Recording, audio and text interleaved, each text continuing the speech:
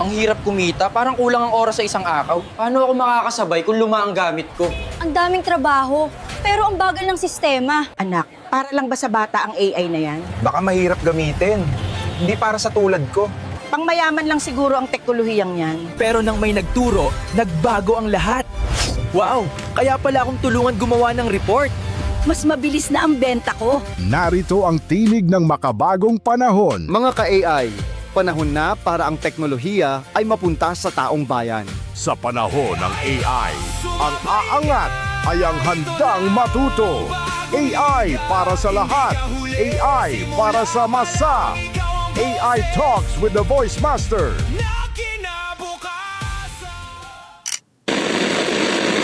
Welcome to the AI Talks with the Voice Master. Mula sa puso ng bayan hanggang sa dulo ng keyboard ng masa.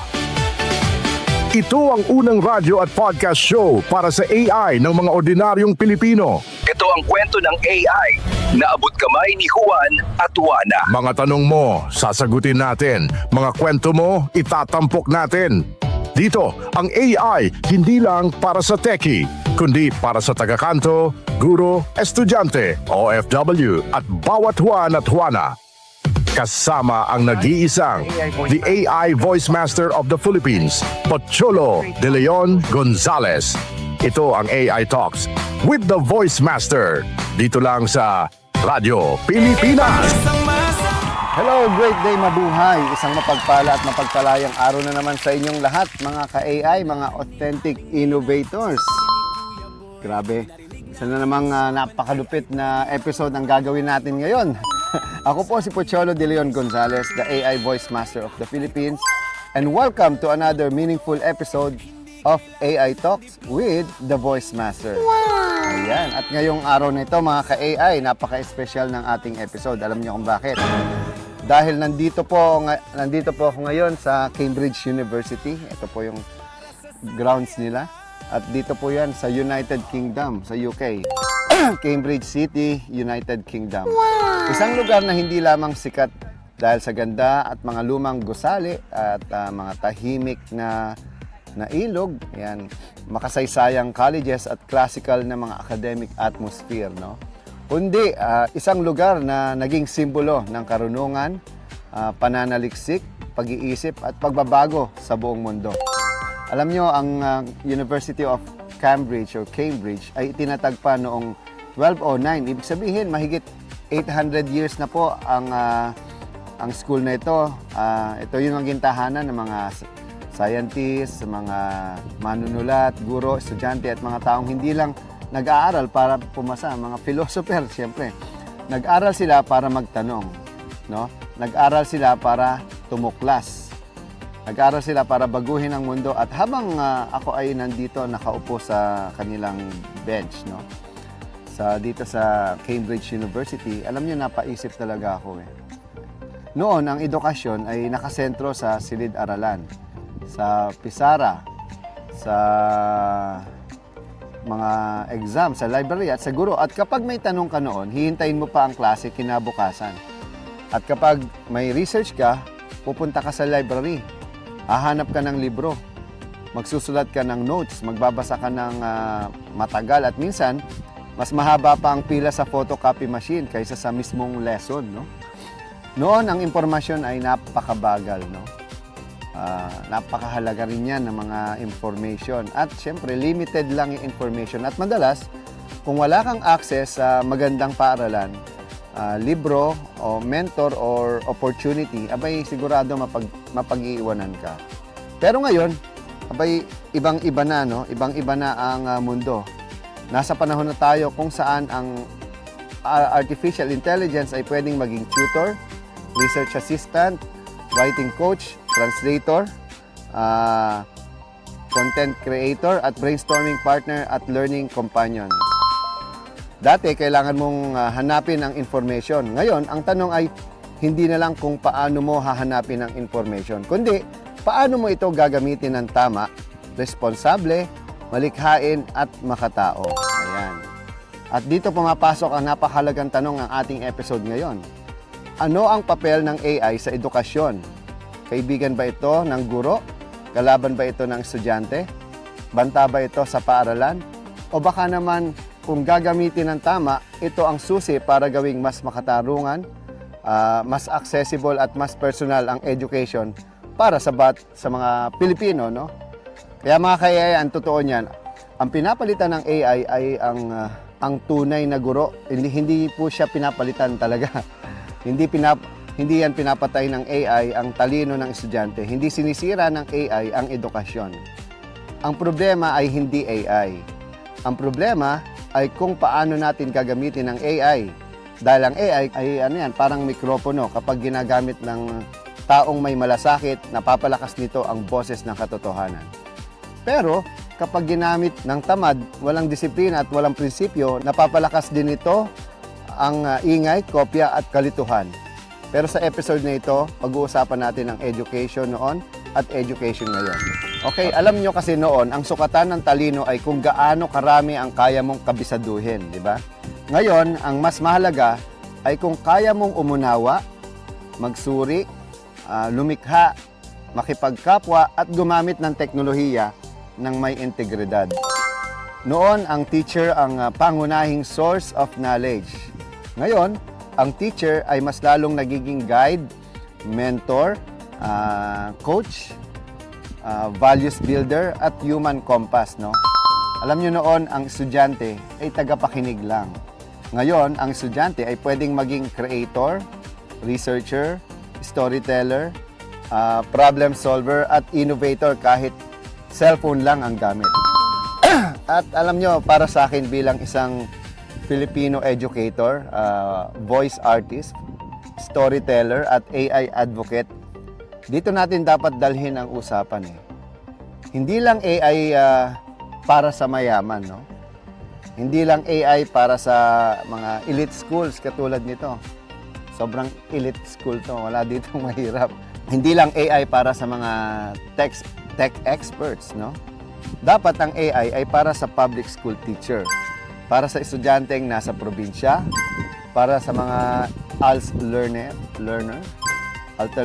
alternative learning system, yan, ALS. Para sa batang nangangarap kahit walang sariling laptop, at para sa magulang na gustong tulungan ng anak. Okay? Para rin sa mga ordinaryong Pilipinong gustong matuto, umangat at makasabay sa bagong mundo. Alam nyo, dito sa Cambridge University, dito makikita mo ang lakas ng edukasyon na tumagal ng maraming siglo. Pero sa panahon ngayon, ang hamon sa atin ay ito. Paano natin gagamitin ang AI para hindi lamang maging mas mabilis ang pag-aaral, kundi mas malalim, mas makatao, mas makabuluhan at mas Filipino. Kaya samahan niyo ako sa episode 46 ng AI Talks with the Voice Master mula rito sa Cambridge University, United Kingdom. Pag-uusapan natin ang kahapon, ngayon, at kinabukasan ng edukasyon. At kung paano ang AI kapag ginamit ng tama ay hindi lamang tool. Kung hindi, ito ay tulay, no? Tulay mula sa lumang sistema patungo sa bagong pagkatuto. Tulay mula sa kakulangan patungo sa oportunidad. Tulay mula sa takot patungo sa pag-unawa at tulay mula sa simpleng pangarap patungo sa mas maliwanag, mas matalino at mas makataong kinabukasan. Wow! Alam niyo, namimiss ko yung UP sa ganitong sitwasyon dahil nung ako'y nag-aaral sa UP Diliman. Halos parang ganito rin yung setup namin, no? Sobrang cool, no? Anyway, ako po si Pocholo De Leon Gonzalez, the AI Voice Master, at ito po ang AI Talks with the Voice Master. Dahil sa panahon ng artificial intelligence, ang tunay na edukasyon ay hindi lang pag-alam ang sagot, no? Kundi paghubog ng taong marunong magtanong, umunawa, lumikha, at magmahal sa kapwa. Wow! Kaya tara na mga ka-AI, simulan na natin. At ito ang AI 101, ang inyong unang hakbang sa mas malalim na kaalaman sa mundo ng Artificial Intelligence. Great day, mga ka-AI. May tanong ako sa inyo. Gaano kalapit ang artificial intelligence sa pagiging kasing talino ng tao? Months pa ba? Years pa ba? O mas malapit kaysa sa inaakala natin? Dahil ngayon, may isang bagong development mula sa OpenAI na posibleng magbago ng lahat. Ang codename nito, SPUD. At maaaring ito ang susunod na malaking model na tatawaging GPT-6. Ayon kay Sam Altman, tapos na ang pre-training ng model na ito noong March 24, 2026. Ginamit dito ang mahigit 100,000 GPUs. Isipin mo yon, isang napakalaking computing power para lang sa isang model.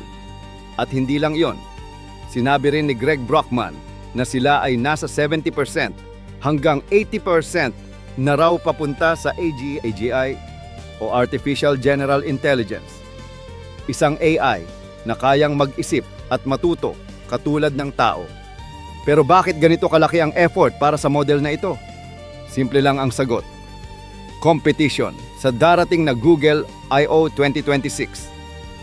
Inaasahan ang paglabas ng Gemini 4 at kung hindi makakauna ang OpenAI, maaari nilang mawala ang momentum sa AI industry. Kaya ang nangyari, nag-all-in sila. Isinara nila ang Sora, ang kanilang AI video platform. Iniwan pa nila ang $1 billion deal sa Disney. At lahat ng compute na yon, inilipat sa isang bagay lamang, ang GPT-6. Ngayon, ano nga ba ang inaasahang kakayahan ng model na ito? Una, mas mahabang context window, posibleng umabot sa 2 million tokens. Ibig sabihin, kaya nitong basahin ang buong libro isang codebase o kahit years ng data sa isang prompt lamang. Pangalawa, persistent memory. Hindi na ito AI na nakakalimot. Matatandaan nito ang preferences mo, ang style mo, at ang paraan ng paggamit mo dito. Parang may personal assistant ka na talagang kilala ka. Pangatlo, mas advanced reasoning. Hindi na lang ito sumasagot ng tanong. Kaya na nitong mag-analyze, magplano, at gumawa ng decisions na parang tunay na expert. At higit sa lahat, gumagamit na ito ng reinforcement learning bilang core system. Hindi na lang pagpapalaki ng model, kundi bagong paraan ng pag-develop ng intelligence. Pero hindi lahat ay puro magandang balita. Habang lumalakas ang AI, mas lumalaki rin ang mga concerns. Una, privacy. Kung may memory ang AI, gaano karami ang alam nito tungkol sa iyo? At paano ito pinoprotektahan? Pangalawa, safety. May mga ulat na nabawasan ang focus sa AI safety teams. At may mga kaso rin kung saan ang AI ay nakaapekto sa mental health ng ilang users. At pangatlo, security. Sa dami ng data na hinahawakan ng AI, isa itong malaking target para sa cyber attacks.